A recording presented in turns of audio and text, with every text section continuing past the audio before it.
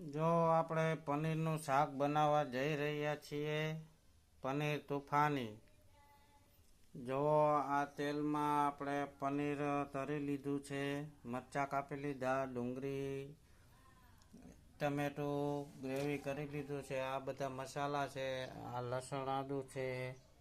તો હમણાં થોડી વારમાં આપણે પનીર તુફાનીનું શાક બનાવવાનું છે, તો હમણાં બની જશે. તો આ જોવો, આપણે ડુંગળી એમાં થોડીક લાલ થાય ત્યાં સુધી હલાવવાની છે.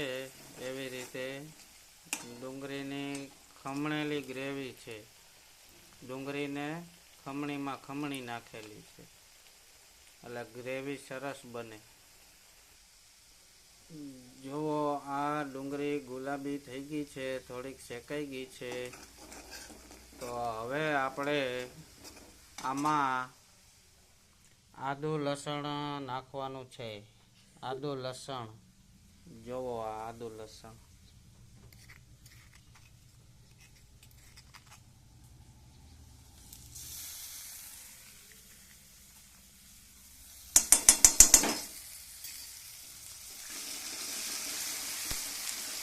અને બરાબર હલાવી નાખ્યું. હવે આ ટમેટાનું આપણે ખમણેલું ટમેટું નાખવાનું છે.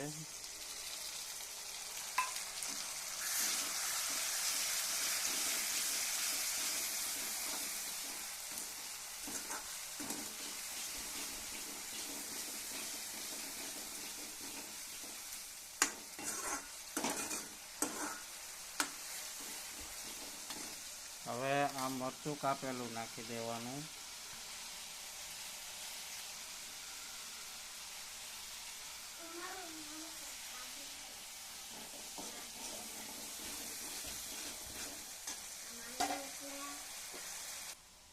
હવે આપણે આ મસાલા એમાં નમક સ્વાદ પ્રમાણે નાખવાનું છે, એટલે કે મીઠું.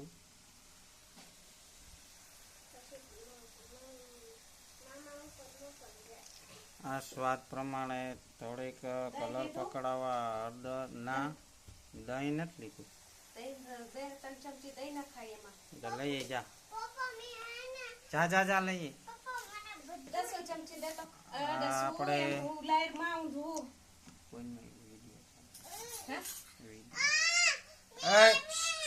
આ બનાવું છું. જો આ ધાણા જીરું છે, આપણે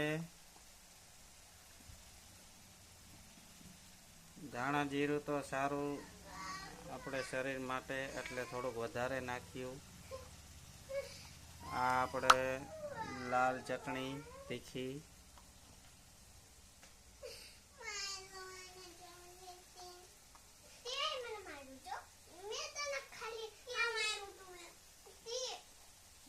બાંધવાનું નહીં,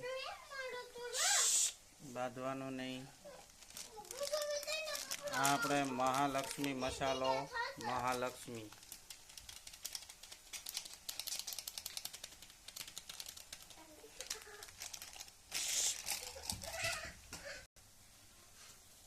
હવે જો આ તૈયાર થઈ ગઈ છે ગ્રેવી, તો થોડુંક એમાં પાણી રસો કરવા હાટું પાણી નાખીએ.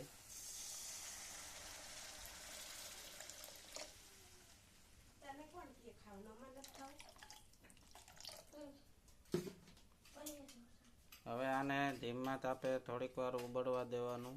ફૂલ તાપે રાખશો તો ચાલશે.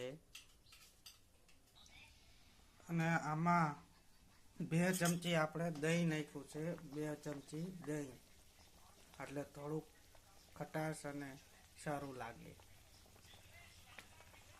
હવે આ ઉબળી ગયું છે, તો આપણે હવે આ પનીર નાખી દઈએ. શેકેલું તરેલું પનીર થોડુંક તરી લીધું હતું.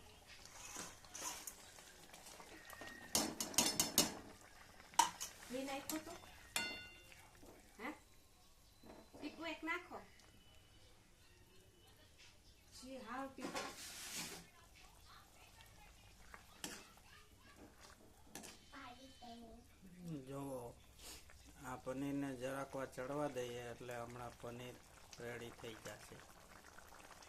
આનું નામ છે પનીર તુફાની. થોડુંક તીખું હોય એટલે પનીર તુફાની આપણે ઘરે બનાવ્યું છે.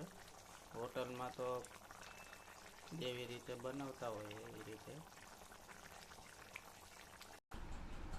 જો આપણે આ બની ગયું છે રસ્સાવાળું પનીર તુફાની તીખું, ઘરે બનાવેલું. આને બાજરીના રોટલા હારે ખાઈએ તો પણ મજા આવી જાય. તો આપણો વિડીયો પૂરો થયો.